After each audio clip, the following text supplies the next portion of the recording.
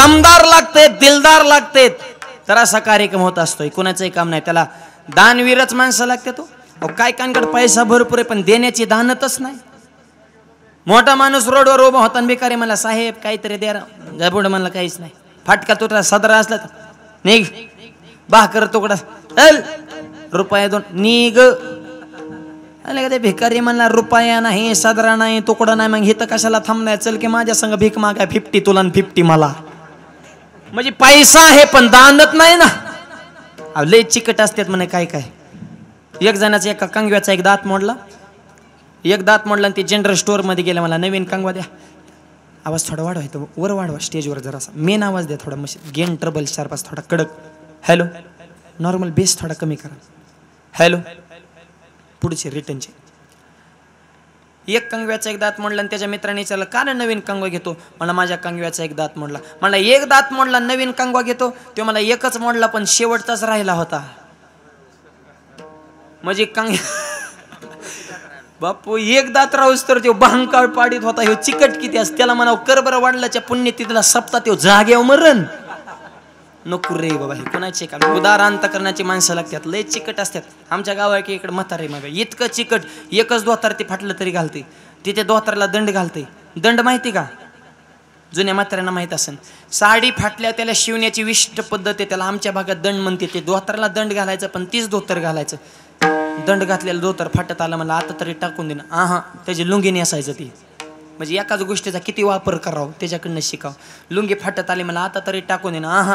त्याचा बरमोडा शिवला त्याने, बरमोडा फाटत आला, मला आता तरी टाकून देणं. गाडीच्या काचा पुसायचं म्हणे त्याच बरमोड्याच्या परत. मी मला आता तर फडकं फाटत टाकून, त्या चिंध्याने ती बम पेटवायचं.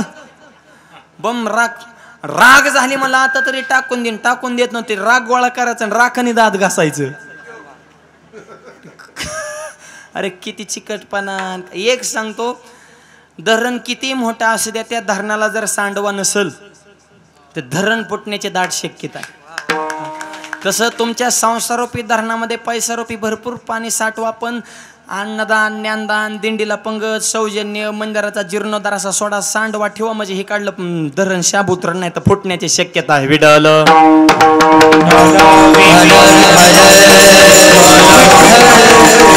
हो, म्हणून तुका म्हणे सत्य कर्मा व्हावे साह्य, गातली यावय नरका जाणे. दानवीर करणार, धर्मवीर संभाजी महाराज. दुश्मन म्हणतो संभाव, वडिलांनी जेवढं स्वराज्य कमवले, जेवढे किल्ले कमवले, तेवढे आम्हाला दान देऊन टाक. वडिलांनी कमवले संपत्ती, दुश्मनानं मागे ते तळपायच्या मस्त सगळे मुठ्या वळ्या, डोळे लाल बन. राजन, अजून संभाजी जिवंत आहे. मी माझा प्राण अर्पण करेल, पापाने कमवलेला मातीचा कण सुद्धा देणार नाही. याला म्हणायचं धर्मवीर. वाजवा टाळ्या जरा जोरात, हाना काना काना. तुम्हाला काय भाजी जास्त झाला आहे का काय बुवा, का पावसामुळे गारटलाय तुम्ही? जरा मोकळं बसा बरं, जरा हातानं टाळी, मुखानं नाम, एवढं तासभर तुमच्याकडे काम.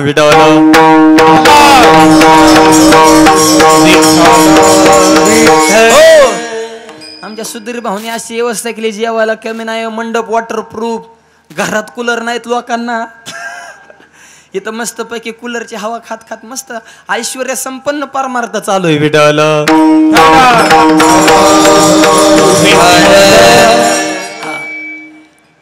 जीव सोडला पण धर्म बदलला नाही. काय निष्ठा असन. आता फुटाने पार्टी बदलते ते लोक. फरसाना बाटली दिली तर झेंडा लावूनच आवाज कुणाचा, तुझ्याच बापाचा, बा जगू दे आम्हाला सुखान. सध्या तर त्यांचाच काळ आहे. तुमचं झालं वाटतंय काल निवांत, जरा लय अवघड आहे. काय निष्ठा, आता निष्ठाच राहिली नाही. निष्ठा शब्द सुद्धा परवा दिवशी आत्महत्या करायच्या तयारीत होता. तो मरणारच होता, पण संयम नावाच्या शब्दाने त्याला थोडा धीर दिल्यामुळे तो वाचला. नाही तर तो जाग्यावर इंड्रेल पिणार होता. बाबा निष्ठाच ठेवली नाही लोकांनी. अहो घरातली त्यांची राहिली नाही तर बाकीच्यांचं काय घेऊन बसले. विठ्ठल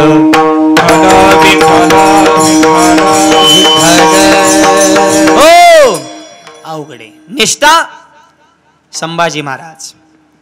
म्हणून धर्मवीर हा शब्द समोर आला, आवाज की आपल्या डोळ्याच्या समोर संभाजी महाराजांचंच नाव येतं. धर्मवीर संभाजी महाराज.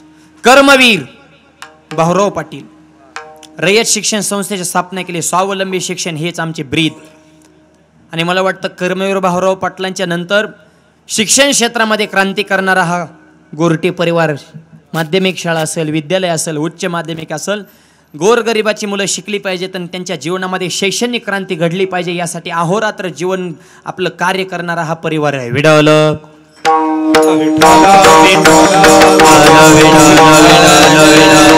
हो, कर्मवीर भाऊराव पाटील, महावीर हनुमंतराय, काय ताकद होती. महावीर विक्रम बजरंगी, कुमती निवार सुमती के संगी, महावीर म्हटले जात. का हो महावीर आहेत? अहो दुसऱ्याच्या गावात गेले माणसे डिरिंग करीनात ग बसतात. नको रे गाव दुसऱ्याचे झपकी होते ना, आपल्याला याडेवणी करा ना ग. हे वाघ असा झाला, दुसऱ्याच्या गावात जाऊन तिथल्या मालकाची दाढी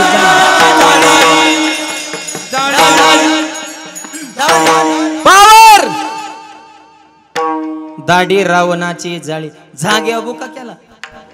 दाढी जाळे मिशा राहिले असते ना का? गाव बी जाळलं, जाळलेली लंका धन्य धन्य म्हणे तो का. काय ताकद, एवढी ताकद का होती तर अंजनेच्या तपासाठी महारुद्र आले पोटी. अंजने मातेचा दुधाचा थेंब दगडा पडला तर धाडदिशीन दगड फुटत होता. दुधात ताकद होती. आता आईचं दूध राहिले का? आता बाटली जलमल्यापासून बाटली तर शेवटपर्यंत बाटलीच, फक्त टोपनात बदल होतो. रबर जातं पत्र्याचं येतं. लहानपणी दुधाची बाटली त्याच्या तोंडात कोंबाची पोरग झुळीत फेकायचं. आईने बसा वाट्यावर तिकडे व्हॉट्सअप खेळत ती एक ते झुळीमध्ये नसते ह्या करत वर पत्र्याकडे बघत या पोराला काय सुधारणा. बाटली दूध संपलं, बुचाने दारतानी कुरतानलं. ती पोरग वाकडं तिकडं व्हायला लागल्या. मोबाईल स्विच ऑफ झाले. पोराकडे मम्मी आली. एक कुठं नाही का त्या बाटलीचा. पोरं बी बघा पहिल्यासारखे राहिले नाही. त्यांची डोकी मडकेवाने झाल्या तर हातपायच्या काड्या सुका करता दुखा हरता. कमरत दाबल्या ते ढिरीत फुगल्या ते वाकडी तिकडीच झाले तर येड्या बाबळीवाने असे गुटगुटी तजेलदार खपक्याच्या खपके पोरच राहिले नाहीत. दूध आता आई जीन पॅन्टीवर रे, काय धर्म राहिलाय का? अहो खरं सांगतो, तुमच्यासारख्या सात्विक माता मावल्या बघितल्या तरी जरा आनंद वाटतो. जरा भारतीय संस्कृतीला शोभला अशी वेशभूषा, साडी पदर, असं कुंकू बघितल्या तरी जरा थोडं वाटतं. महाराष्ट्रात कीर्तन चालू आहे. ह्या पुण्या मुंबईकडे गेल्या नुसती उदाशी भरती राव. काय धर्म. परवा पुण्याला कीर्तन होतं. पुरुष मंडळांच्या विभागामध्ये एक बारकं पोरग मरणाचं रडत होतं आणि ती वडिलाच्या मांडी बसलो तर पप्पाच्या. हो मॅ मला उठा, ते रडतंय मागाच्या रड, त्याला मम्मीकडे द्या. तो मला मीच मम्मी या. अहो जीन पॅन्टन टी शर्टन बॉप कटन काळा गोगलन, मला काय माहिती मम्मी का बाप्पा आहे ती. म्हणजे कोण कोणाचे कपडे घालतं हेच कळायला मार्ग नाही.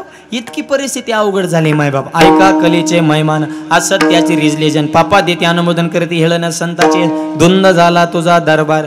अशी परिस्थिती माय बाप सगळं. आणि एक वाक्य सांगतो, आपल्या धर्माला दुसरा धर्म धोकादायक नाही, आपल्या धर्माला आपणच धोकादायक आहे. आपल्याला बाहेरच्यांच्या स्वीकारायची सवय लागली ना, आपलं मातीत घालायची सवय लागल्यामुळे आपलं पटांगण झालंय. विठ्ठल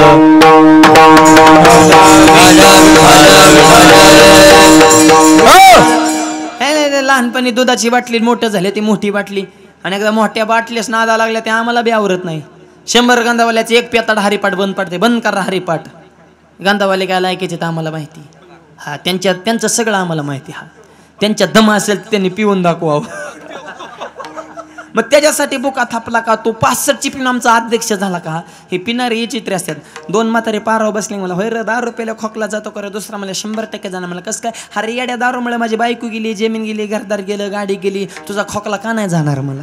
अहो काय या पेताडांचं घरी 2 मरणाची पिली. एक म्हणला मी उद्या मुख्यमंत्री होणार पेताड, दुसऱ्याने खटकून काना खाली गबस म्हणला होऊच शकत नाही का. मी जर राजीनामाच दिला नाही तर तू कसं काय होणार. अरे कुत्र इचरा ना तुला, तू बाता कोणती हाणतो. ही असली घाईवाणी असते त्यांना काय सुंबर रे का काय. 2 पेताडी मरणाची पिली. इस्टेट स्टँडवर गेली. रिक्षा ड्रायव्हर बसलो होतो. त्याला म्हणलं ए चल घरी सोड. तिथून 2 किलोमीटर त्याची वस्ती होती. हे मला 500 होते. 1000 गी. हे पेणारी माणसं कधी कोणाचे पैसे बुडवित नाहीत बरं. कृष्ण महाराज सगळ्यात इनामदार इमानदार. हॉटेलचं बिल सुद्धा ते कधीच बुडविणार. उलट त्यांच्यात भांडणं लागतात. जी ती म्हणतो मीच देणार. ते फॉर्म मध्ये असतात ना. इमानदारी टिकवितात माय बाप. हा ते म्हणतो मी देणार. ते म्हणतो. आणि उतरल्या बिडीला महाग असतात पण पेल्यावरती टाईटच असतात. त्यांच्यात भांडणं बिल देण्यासाठी बुडविण्यासाठी नाही. सगळ्यात इमानदार माणूस पेताड. 1000 गी रे चल घरी सोड. रिक्षा ड्रायव्हरने ओळखली. पुरी आवड झाली ते बसा रिक्षात बसवली. रिक्षा चालू केली आणि जाग्यावर 2 चक्रा मारल्या आणि उतरणं म्हणजे घर आलं. ते उतरले. 1000 रुपये दिले निघाले. एक पेताड महागार आलं ना. रिक्षा ड्रायव्हरच्या खटकून कानाखाली टाकली. रिक्षा ड्रायव्हरला वाटलं कळालं काय नाही जाग्यावर सोडलेलं. ते म्हणला ओ रिक्षा ड्रायव्हर पुढच्या वेळेस रिक्षा जरा दमाने चालू जा. इतक्या फास्ट कुठे पोचत असतात का घर. अर्धा तासाचा रोड आणि 2 मिनिटात पोहोचत असे कुठं ड्रायव्हर. अरे मूर्खा तुला जागेवर सोडलंय कळतंय का तुला? हे असली काही बने असतात. मग आपल्याच खेतातला पैसा जाऊन आपल्याच तोंडात माती पाडून घेण्यात काय अर्थ आहे? हा, निर्व्यसनी जीवन जगा. की तरुण पिढीला विनंती, मग व्यसन करू नका, शरीर संपदा कमा. महावीर हनुमंतराय हे तर आपला विषय चालला. काय ताकद होती हनुमंतराय. आणि एवढा पराक्रम केला तरी आईला वाटत होता अजून पराक्रम करावा. अशी माता असावा अंजनी मातेसारखी. रावणाला मरून प्रभुरामचंद्र माघारी चालले. जाता जाता अंजनी मातेची भेट घेतली आणि वर्णन सुरू केलं. काय तुमचा मुलगा आणि काय तुमची कुस पवित्र, काय हनुमंतरांसारखा वाघ जन्मा, वानरशानं गोळा केले आणि शेतू बांधला. अंजनी माता म्हणले, प्रभू बंद करा बडबड, गप अयोध्येला जाऊ मध्ये, माझ्या लेकराचं वर्णन करू नका. हनुमंतरान हेन हिकडे, मारुती माझ्या दुधाचा तो अपमान केला. हनुमंतराय म्हणले, हे रामायणच ह्यांच्यामुळे शक्य झालं तरी आई अजून म्हणते अपमान केला. का हो अंजनी माता हनुमंतरायला तसं रागवते? तुम्ही ग बसा, तुम्ही आमच्या दोघात भाग घेऊ नका. माझ्या दुधाचा अपमान केला. काय सांगितलंय तर म्हणे, वानरशानं गोळा केली मग शितू बांधला. अरे अंजनी मातेचं वज्रशील दूध पेलाय, तुला शितू बांधण्यासाठी वानरशानेची गरजच काय होती? तू एकट्यानं शितू बांधाय पाहिजे होता याला म्हणायचं माता. एवढा पराक्रम केला तरी वाटत होता अजून मोठा व्हावा. आणि आताची माता शेंबड पोरग, शेंबड ढबर नक्त, नाकातला माल त्याचा निघाल्यानंतर तसल्या पोराकडे बघून आई म्हणती, हा माझं वाघाचं पिल्लू कसं बघत आहे. होय ग वाघ.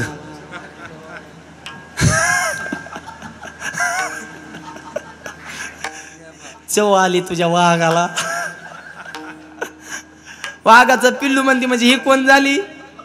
वाघीन. आणि पतिदेव वाघ, वाघ 24 तास पिऊन. अरे काय वाघन, वाघाचा परिवार. तसलं पोरग तरी म्हणते माझा वाघ कसा बघतोय. का? अंतकरण आईच आहे ना. अहो पहिलीत पोरग जायला लागलं, घाण घाण शिव्या देत होतं. शेजारीने सांगले, ए तुझ्या पोराला काहीतरी चांगलं शिकव, आता शिक. पहिली जाते घाण घाण शिव्या देत आहे. आई म्हणली, ग बस, लहान आहे म्हणून देत आहे घाण घाण शिव्या, मोठ्या झाल्या दिन की चांगल्या चांगल्या शिव्या. बघा आता अंजनी कवा हनुमंतराय गाडायचे बा. असली अवघड. एवढा पराक्रम केला तरी म्हणते, ओ बंद करा त्या मारुतीचं वर्णन. काय माता असन. अरे त्या दुधातच ताकद होती मायबाप. अंजनी माता दुधाचा थेंब दगडावर पडला तर दगडाला छिद्र पडत होतं, दगड फुटत होता. म्हणून शरीर वज्रायशे कवळी ब्रह्मांड, जो ब्रह्मांडाला वेडा टाकणारी शेपटी. नरवीर तानाजी मालसुरे, कर्मवीर भाऊराव पाटील, धर्मवीर महावीर हनुमंतराय, क्रांतीवीर नानासाहेब पाटील, पत्रे सरकार. हे सगळ्या वीराची व्याख्या सांगितल्याच्या नंतर तुकोबारांकडे वारकरी गेले, विचारलं, महाराज या भारत देशामध्ये अनेक वीर झाले, पण आमचा प्रश्न आहे, तुम्ही भक्तीच्या टोकावर पोचलेली माणसं आहे, तुम्ही संप्रदायाचे कळस आहेत, तुमच्या दृष्टीने नेमके खरे वीर कोण आहेत? तुकोबाराय सांगतात, हे सगळे वीर आहेत, या सगळ्या वीरांना मी मानतो, पण माझ्या दृष्टीने खरा वीर तोच आहे जो विठ्ठलाचा झाला तो खरा वीर आहे. कारण काळ सुद्धा त्याच्या पाया पडतो अभंगाच्या पहिल्या चरणात.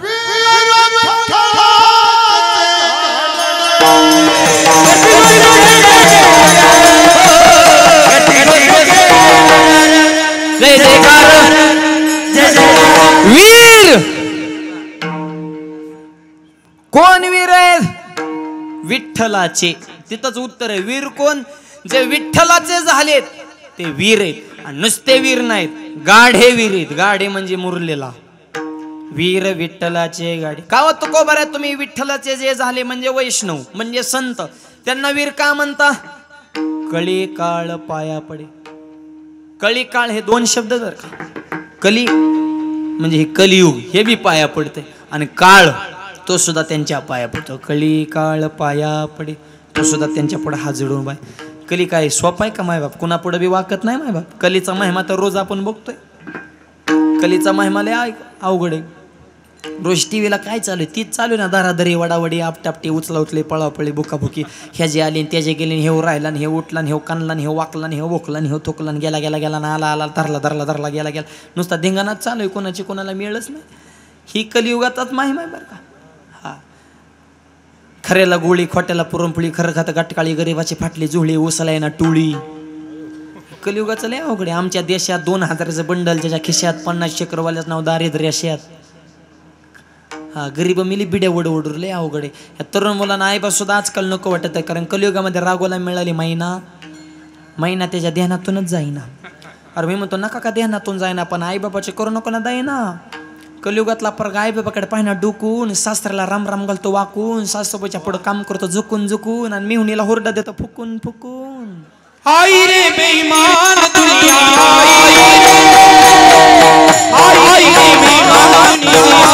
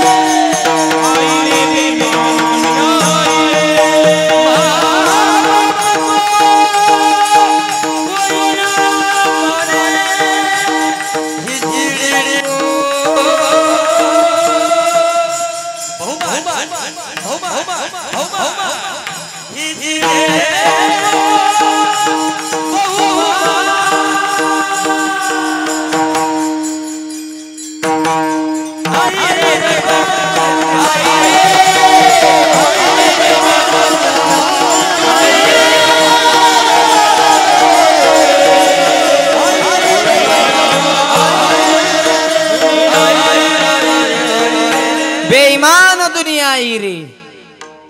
हा कलीचा महिमा आहे मायबा. इतका हा कली वाईट आहे, पण अशा कलियुगानं सुद्धा संतांचं अस्तित्व मान्य केले आणि त्यांच्या पुढे नतमस्तक झाले. कली काळ पाया पडे, काळ सुद्धा त्यांच्या पायावर.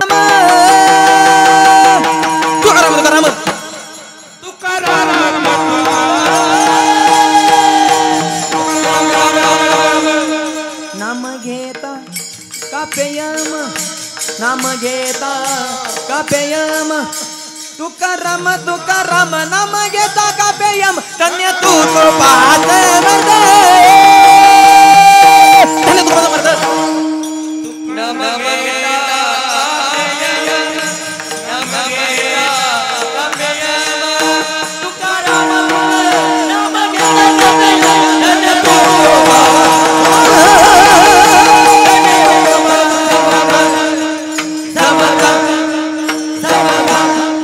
नाम घेता थर दिशेने अंगाव काढ. नको रे, कळी काळ पाया पडे. काळ सुद्धा त्यांच्या पुढे वागतो, म्हणून तर ते वीर आहेत. वीर विठ्ठलाचे गाडे. काळ बाकीच्या वीरांपुढे नाही, म्हणजे वैष्णव जे विठ्ठलाचे जे झाले, वीर विठ्ठलाचे गाडे, विठ्ठलाचे झाले ते गाडे वीर आहेत. काळ त्यांच्या पाया पडतो. मग काळ पाया पडतो, काय त्यांचा अधिकार आहे का? काळ त्यांचं दर्शन का घेतोय का? सिद्धांत सांगतो चित्त नाही का? काळाला वाकवण्यासाठी ते नेमक्या काय करतात बुवा हरिभक्त?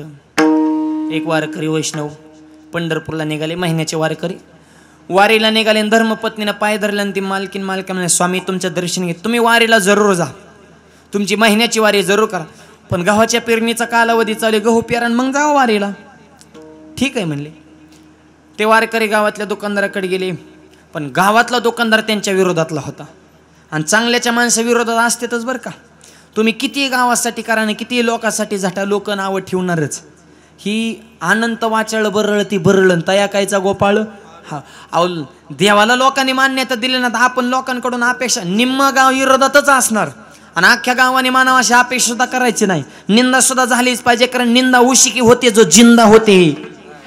हा जिवंत माणसाची निंदा आहे, मेलेल्या माणसाला चर्चेत गेला लोकांना टाइम नाही.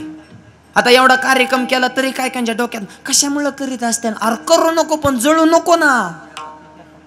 तू ये पंक्तीला खा, कथा ऐक, कीर्तन ऐक, घरी जाऊन निवांत झोप. तिथं नाही झोप आली तर मंडपात झोप, कूलर लावलेत, पण येड्यावानी करू नको ना. जास्त डोकं लावणाऱ्यांची संख्या वाढली की सज्जनांना त्रास होत असतो. हे कार्यक्रम का करायचा? हा सोहळ्या पाहण्यासाठी दादा हे लोकात नाहीत, पण हा सोहळा ते स्वर्गातून पाहतात. म्हणून आमचे तुकोबारे सांगतात, तुका म्हणे पितृ, तुका म्हणे पितृ, तुका म्हणे पितृ आशीर्वाद देते.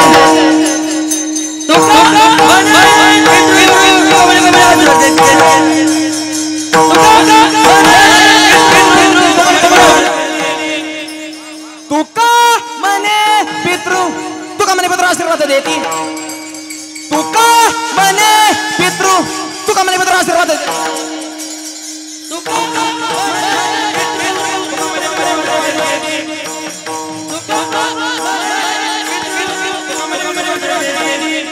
कल्याणाची ती पावे कोळा, कल्याणाची ती वावे पाहताती वाट, पाहताती वाट स्वर्गीच्या पूर्वाचं, पाहताती वाट, पाहताती वाट स्वर्गीच्या पूर्वाचं.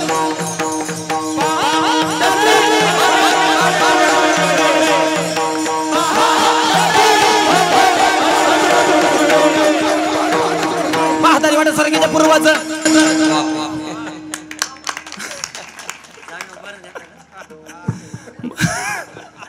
बसणारे म्हणते हे का धावत आहे तेव्हा एकमेकावर. एवढं सोपं नाही. जिंदगी गेली काय कांचा सहा लागा नाही. गुरुजी सुद्धा काय काय शिष्यांना कटाळलं तेव्हा, तुझ्या नादाने माझं विसरलं पण तू नाही शिकला. तू घरी जातो, पेटीचा भाता फोडला, पकवात्याची शाई पाडली, टाळात बोट घेऊन घेते, गिन्याच्या तारा तोडल्या. तू कोणच्यात? तू फक्त वदनी कवळ घेता तेवढ्या कामाचा आहे. हे गायन वादन एवढं सोपं नाही. आज गाणारे वजनदार, वाजवणारे वजनदार, ऐकणारे बी वजनदाराचे टाव करूनच आहे. काय चाललं रे यांचं नेमकं? काहीच चाललं नाही. लय सोपं चाललं. आजच्या हा 8 दिवसाचा सप्ताह, ह्या सगळ्या सप्त्याचं हे प्रमाण म्हणजे सारे. तुका म्हणे पितृ आशीर्वाद देते. आज दादांच्या डोळ्यातून सुद्धा प्रेम अमृताचा वर्षाव धारा लागला. बस माझी कुस पवित्र झाली. अशी सात्विक विचाराची मुलं माझ्या पोटी जन्माला आली. मी तर समाजसेवेचा वसा घेतलेलाच होता, पण माझ्या माग सुद्धा माझ्या मुलांनी, माझ्या परिवारातल्या सर्व व्यक्तींनी माझ्या विचाराची परंपरा पुढे चालवली. आणि एवढा भव्य दिव्य सोहळा होतोय. स्वर्गातले पूर्व सुद्धा या गोरटे परिवाराला स्वर्गातून आशीर्वाद दिल्याशिवाय राहणार नाही. विडाल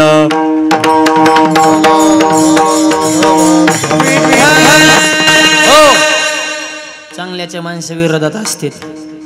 चर्चा झालीच पाहिजे. आपल्या मागे जर आपलं नाव निघत असं समजायचं आपण आता शिक आपण रेंज मध्ये आली.